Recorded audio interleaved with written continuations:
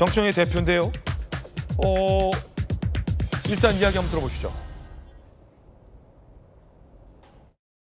실체를 알 수 없는 SNS 단체방에서 집단적인 테러 모의가 이루어지고 있다는 제보가 잇따라 접수되고 있습니다. 경찰의 신속한 수사 의뢰와 함께 철저한 신변 보호를 요청했음을 알려드립니다. 테러 모의만으로도 중대 범죄입니다.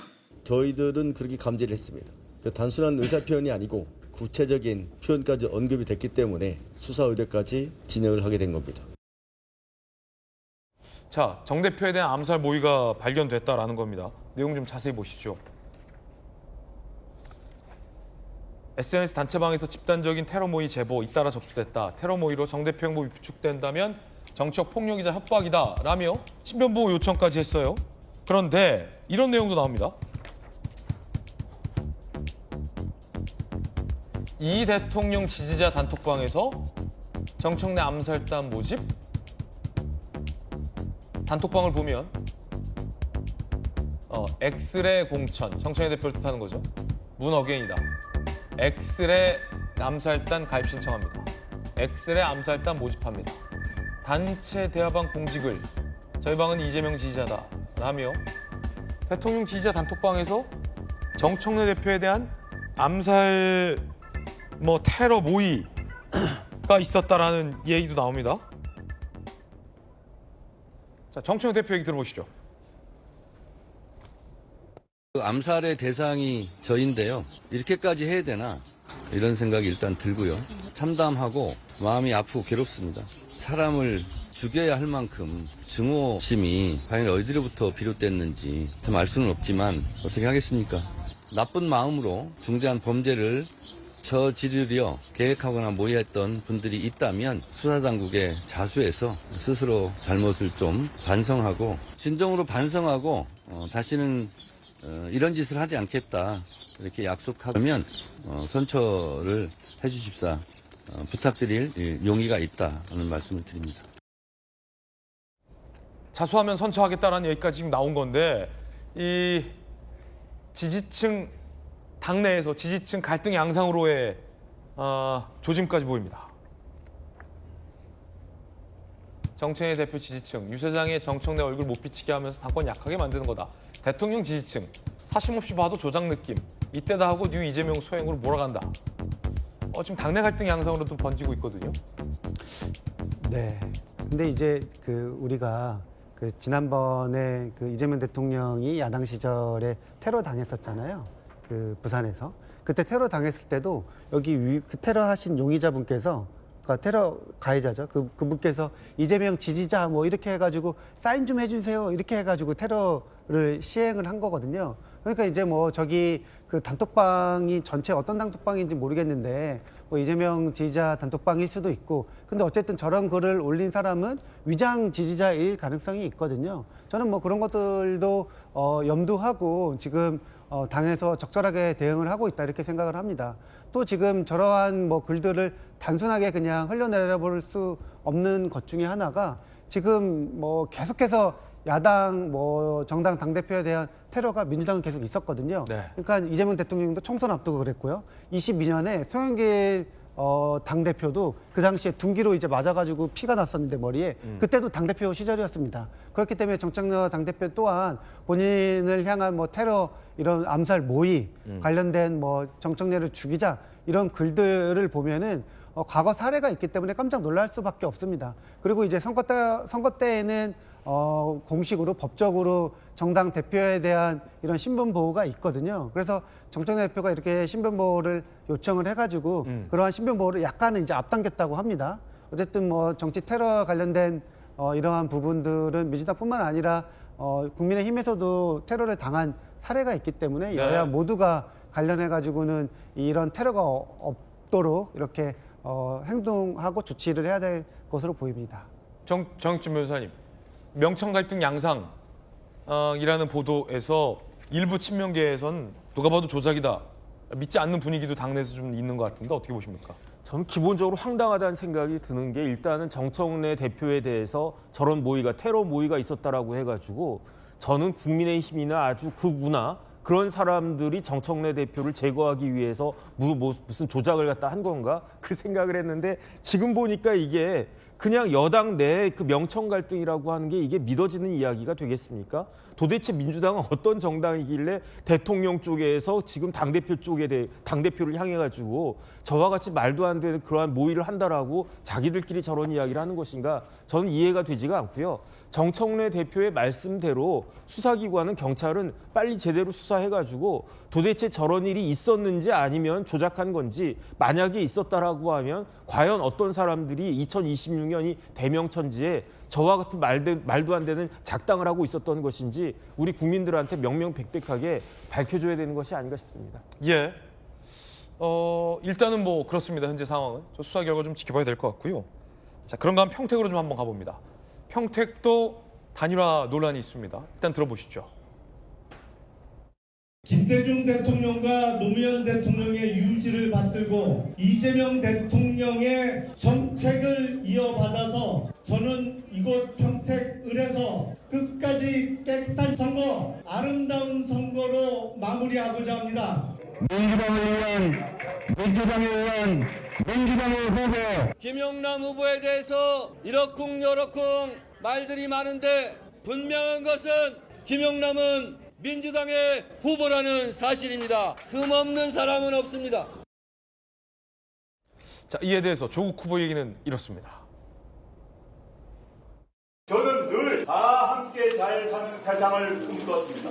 정당 이름이 아니라 민주, 진보, 진영 전체를 바라봤습니다. 단지 한 명의 국회의원을 연루해 보내는 것이 아니라 민주, 진보, 진영 전체의 승리, 제5기 민주정부의 수립을 위해 더 강한 정치, 더 굳센 정치, 바로 그 사람이 저라고 감히 말씀드립니다. 그 사이 국민의힘 유이동 후보는 이렇게 얘기합니다.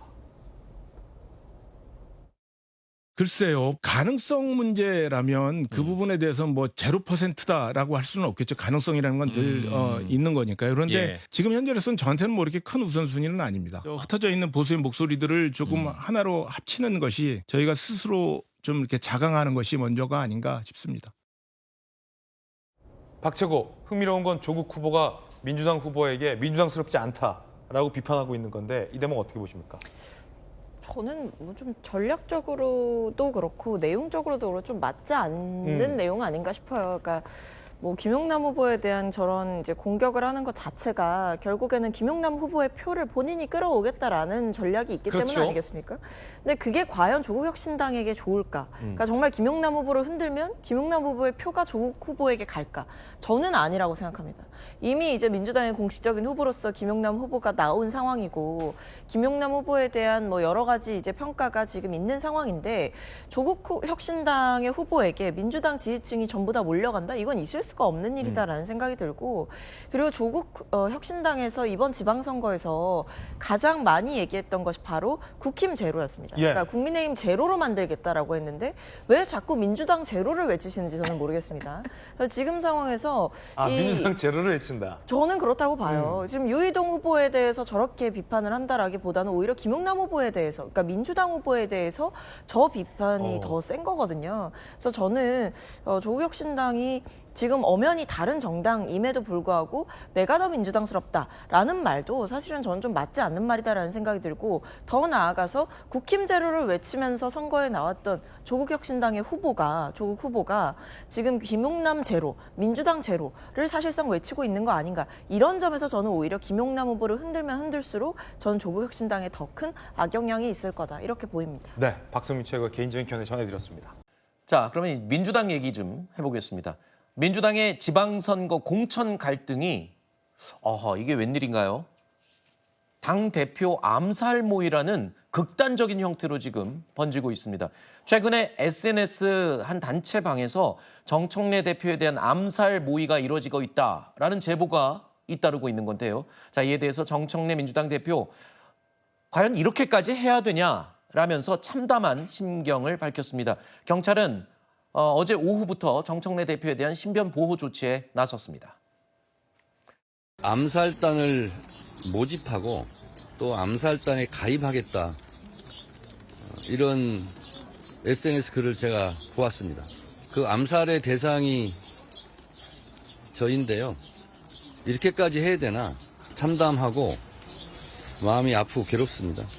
이렇게까지 사람을 죽여야 할 만큼 그런 증오심이 과연 어디로부터 비롯됐는지 참 알 수는 없지만 어떻게 하겠습니까? 그렇다고 제가 활동을 중지할 수도 없고. 자, 그러니까 내부 갈등으로 보여요. 일각에서는 이게 전북지사 공천 갈등에서 촉발된 것이고 결국에는 친명, 친청 내부 갈등에 지금 극한에 다다르고 있다 이렇게 표현하거든요. 현재 단계에서 어느 정도까지 이러한 부분들이 조직적으로 준비가 되었는지는 좀 살펴봐야 될 문제겠죠. 이제 네. 뭐 경찰 조사에 통해서 이러한 부분들이 확인이 될 것으로 보여집니다. 지금 단계에서 이러한 것들이 무슨 이번 모든 공천 과정에서의 갈등이 이러한 범죄로까지 이어지고 있다, 정치 테러로 이어지고 있다라고 표현하는 것은 저는 좀 지나치다고 보고요. 네. 정치 테러만큼은 당연히 근절해야 됩니다. 아직 많은 국민들이 여전히 기억을 하고 있는 것이 네. 이재명 대통령께서 지난 2024년이었죠.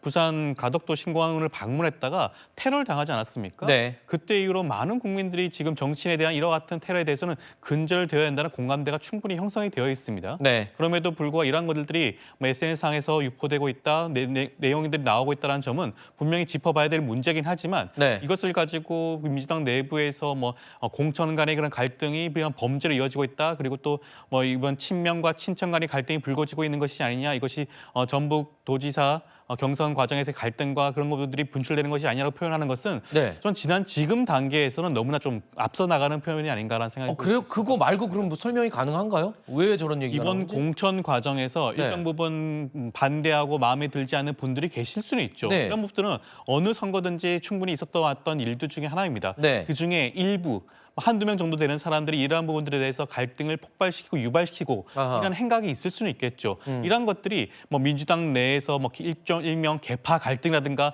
공천 갈등이 폭발하고 있다라고 표현하는 것은 네. 너무 확대 해석하는 게 아닌가 싶어서 드리는 네. 말씀입니다. 폭발까지는 아니고 갈등이 있는 건 사실이잖아요. 그렇죠? 일정 부분 어느 정당이든지 네. 공천 과정에서는 갈등이 있을 수는 있습니다. 알겠습니다. 그러니까 너무 부각시키지 말아달라 이런 말씀으로 제가 이해하겠습니다. 자, 그러면 지금 얘기 나눴던 공천 때문에 갈등이 생겼던 바로 그 지역이죠. 바로 민주당의 텃밭이지만 이 분위기 자체가 안 좋은 곳이 있습니다. 전북 민심인데요. 정청래 대표 다시 한번 원팀을 강조하면서 민심 달래기에 나섰습니다. 하지만 김관영 후보 지금 무소속으로 출마했죠. 김관영 후보는 자신이 승리하면 정청래 대표가 사퇴할 거다라고까지 주장했습니다. 이제 남은 것은 우리가 똘똘 뭉쳐서 원팀 원보이스로 전라북도 도민들께 앞으로 잘 하겠습니다. 당에서 예를 든다면 김관영 지사는 친명 쪽인데 친명이 아닌 사람이 어디 있어요, 민주당에. 그러니까요. 네. 그러니까 그렇게 주장하면서 정청래 대표가 자기를 어렵게 만들었다. 자기가 희생양이라고. 민주당 후보가 도지사가 돼야 당정청이 정책 협력해서 도정 현안을 잘 풀 수 있다. 무소속 도지사가 되면 안 된다는 얘기인지 씁쓸합니다. 걱정하지 마세요. 제가 이기면 정청래는 사퇴합니다. 그러면 저 복당합니다. 자, 그러니까 김관영 후보는 이게 바로 친명 친청 갈등의 희생자다. 그게 바로 나다. 이렇게 주장을 하고 있는 거잖아요. 네, 그렇습니다. 김관영 후보의 입장에서는 굉장히 억울하다고 여길 대목이 저는 있다고 봐요. 네. 왜냐하면 자기와 관련된 그런 대리비 사건은 12시간도 안 돼서 바로 제명으로 나왔는데 상대 이현택 후보의 식사비 대납 사건은 좀 시간을 끌다가 흐지부지 됐잖아요. 네. 그러면 이게 공정한가에 대한 문제. 그래서 그것이 공정하지 않다고 안호영 후보가 굉장히 오랫동안 단식도 네. 했고요. 그런 어떤 과정들 속에서 김관영 후보가 그러면 내가 유권자들에게 심판을 받겠다라고 나섰고 전북에 지금 지지율 봤더니 그렇다고 지금 이현택 후보와 격차를 막 벌리면서 앞서 있는 것 같지도 않아요. 동정론이 어느 정도 지금 모여 보입니다. 정청래 후보는 지금 정청래 대표는 만약 전북에서 김관영 후보가 됐다 그러면 나중에 연임 가도에 굉장히 치명타일 거예요. 어허. 왜냐하면 당장 공천을 잘못했다라고 지금 자신한테 책임이 돌아올 테니까. 네. 그래서 절박하게 뛰어다닐 텐데 그럼에도 불구하고 어쨌든 저 변호사님 말씀처럼 이건 진짜 민주주의의 적이다. 테러를 운운해서는 안 된다라고 네. 결론 내리고 싶습니다. 네, 기본적으로 이 사안을 뭐 친청 친명 구도로 보는 게 맞지 않습니다. 네. 김관영 후보 왜 전격적으로 출당 조치됐습니까? 민주당은 공당이에요. 집권 여당이기 때문에 네. 공천 시스템이라는 게 있습니다. 공관위에서 검토하고 지도부가 전격적인 의견을 모았던 부분입니다. CCTV가 있었으니까요. 본인은 이런 부분을 금권을 준 것이 아니라 나중에는 회수했다고 하지만 그거는 수사의 영역 아니겠습니까? 이런 부분과 관련해서 본인 방어를 넘어서 무소속으로 출마를 하면서 본인이 몸담았던 민주당을 어렵게 한다? 영원히 복당이 불가할 겁니다. 알겠습니다. 자, 요즘 같은 세상에 정치인 암살단이라니요. 이게 웬 말입니까? 자, 정치 라이브 여기서 마무리하고요.